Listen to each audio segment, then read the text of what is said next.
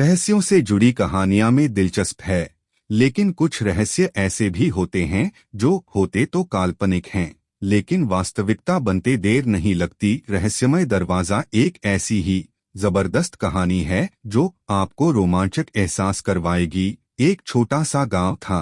उसी गांव में कार्तिक नाम का एक लड़का रहता था। उसे पढ़ाई में कोई दिलचस्पी नहीं थी। वह ज्यादातर जंगल में पेड़ पौधों के बारे में जानकारी जुटाने का इच्छुक था। इसके लिए वह कई घंटों जंगल अकेले ही निकल जाया करता था। उसके पिताजी को उसका जंगल घूमना पसंद नहीं था। वह उसे आवारा लड़का समझते थे। वह चाहते थे कि कार्तिक कुछ काम ढूंढ लें ताकि कुछ पैसे कमाने लगे, लेकिन उसे कहीं नौकरी नहीं मिलती। इसलिए वह उसे मजबूरी में अपनी ही किराने की दुकान में काम करने को कहते हैं। कार्तिक को दुकान में काम करने में कोई रुचि नहीं थी, लेकिन अपने पिताजी का दिल रखने के लिए उन्हीं के साथ दुकान में बैठने लगता है। कार्तिक को पतंग उड़ाने में मजा आता था, इसलिए वह खाली समय में अपने घर के पीछे पहाड़ी मैदान में पतंग उड़ाया करता था। कार्तिक की जिंदगी का कोई लक्ष्य नहीं था, इसलिए वह अपने काम में लापरवाही करता रहता था।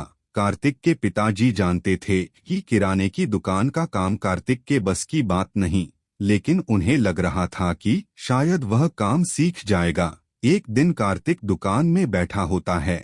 उसी समय एक ग्राहक आकर कार्तिक से छुट्टे पैसे मांगता है और कार्तिक बिना नोट चेक किए उसे खुला पैसे दे देता है और उसका नकली नोट अपने पास रख लेता है। और जब कार्तिक के पिताजी दुकान पर आते हैं तो वह नकली नोट उनके हाथ लग जाता है, और जब उन्हें सारी बात पता चलती है तो वह गुस्से से कार्तिक को दुकान से निकाल देते हैं और कहते हैं, तुम दोबारा दुकान पर मत बैठना। कार्तिक को अपने पापा की बात बुरी नहीं लगती। दरअसल उसे दुकान में बैठना बिल्कुल पसंद नहीं था और वह चाहता था कि उसके पापा उसे दुकान में न बुलाए। कार्तिक अपने घर पहुंचकर अपनी पतंग लेकर पहाड़ी के किनारे आ जाता है और वहीं वह अपनी पतंग उड़ाने लगता है।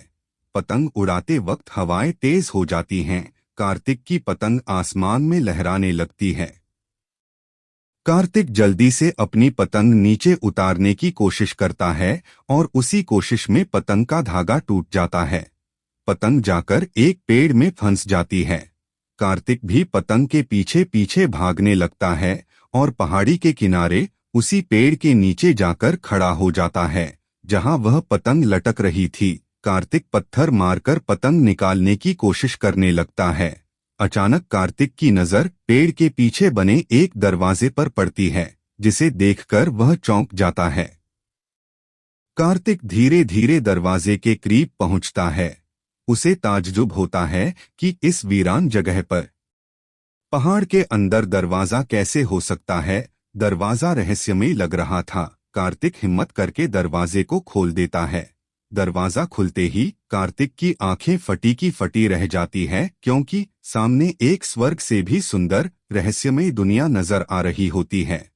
कार्तिक धीरे धीरे दरवाजे के अंदर बनी सीढ़ियों से उतरने लगता है। जैसे ही कार्तिक रहस्यमय दुनिया की जमीन में कदम रखता है, वह अचानक हवा में उड़ने लगता है।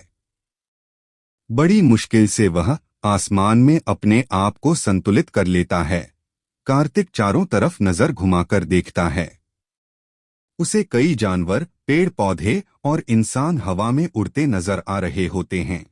और तो और बड़े बड़े घर हवा में उड़ रहे होते हैं, जिनमें सोलर पैनल लगाए गए थे।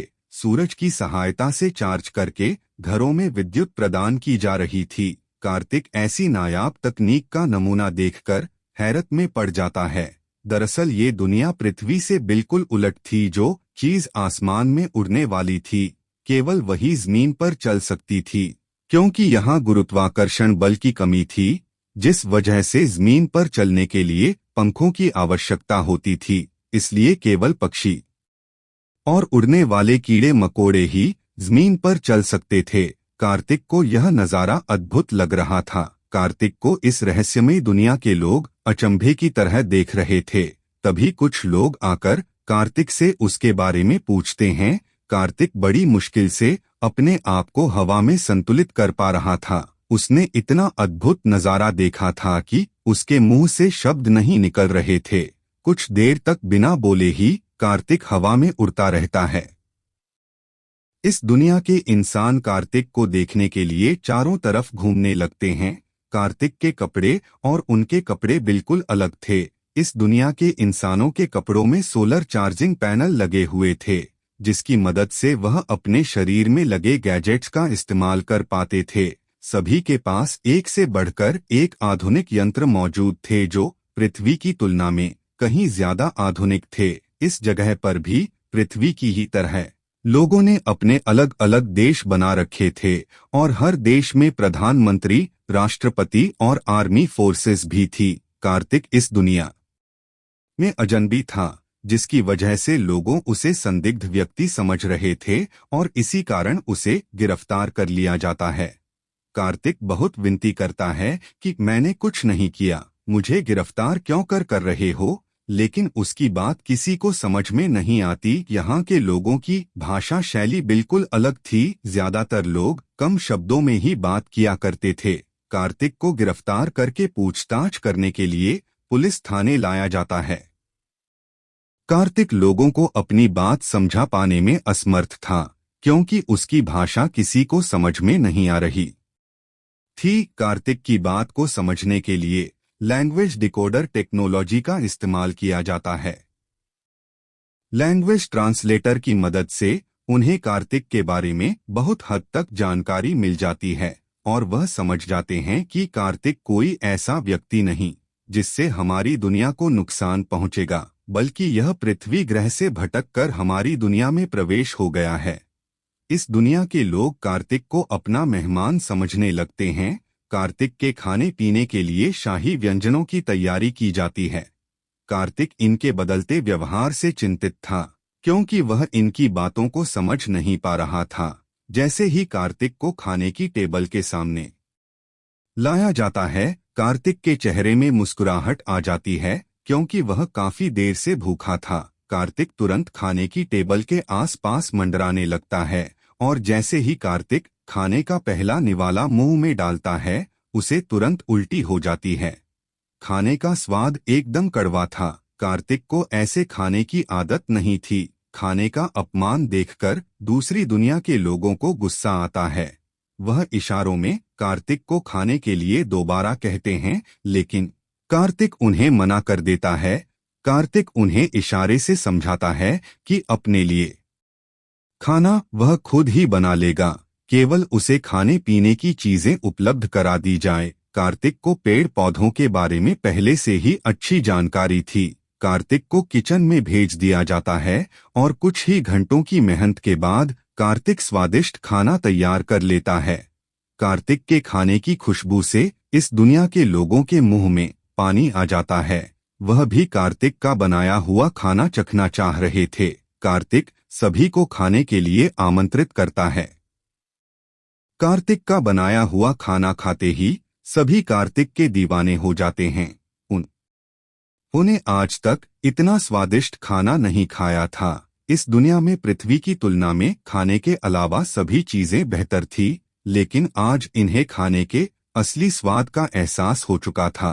कार्तिक के बनाए हुए खाने की बात दूर दूर तक फैला लगती है। एक दिन इस शहर में इस दुनिया के प्रधानमंत्री का दौरा होने वाला था, जिनके स्वागत के लिए पूरे शहर को सजाया जा रहा था, लेकिन खाने की जिम्मेदारी कार्तिक को दी जाती है। कार्तिक अब इन लोगों के इशारों को समझने लगा था और उसे भी इस दुनिया में मजा आने लगा था। जैसे ही प्रधानमंत्री का आगमन होता है, उनका जोरदार स्वागत किया जाता है और प्रधानमंत्री जी के भाषण के बाद भोजन की व्यवस्था की जाती है। प्रधानमंत्री के दौरे में एक से एक अधिकारी आए होते हैं और जैसे ही प्रधानमंत्री खाना खाते हैं, वह अपनी कुर्सी से उछल पड़ते हैं। कार्तिक ने स्वाद का ऐसा नायाब नमूना पेश किया था कि इस दुनिया में सभी उसके स्वाद के दीवाने होने लगते हैं। प्रधानमंत्री आदेश देते हैं कि कार्तिक को सर्वोच्च सम्मान दिया जाए और इससे खाना बनाने की सारी विधियां सीखी जाएं। प्रधानमंत्री के आदेश से कार्तिक को इस दुनिया का प्रतिष्ठित नागरिक बना दिया जाता है। कार्तिक के रहने के लिए एक बहुत ही सुंदर घर उपहार स्वरूप दिया जाता है। कार्तिक की जिंदगी बदल चुकी थी और वह अब पृथ्वी नहीं जाना चाहता था। धीरे धीरे कार्तिक इसी दुनिया का स्थायी नागरिक बन चुका था। इसके बाद कार्तिक ने वह रहस्यमय दरवाजा कभी नहीं खोला और इसी के साथ जबरदस्त कहानी समाप्त हो जाती है।